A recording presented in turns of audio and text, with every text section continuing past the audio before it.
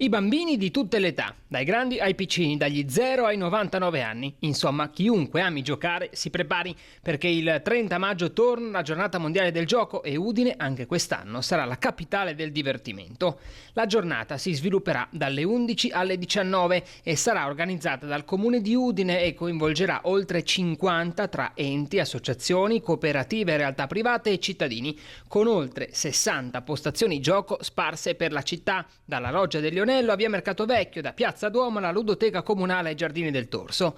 Ci sarà inoltre ogni tipo di gioco, dai rompicapo ai giochi di ruolo, dai laboratori creativi ai classici giochi da tavolo. Non so quante città anche a livello italiano possono,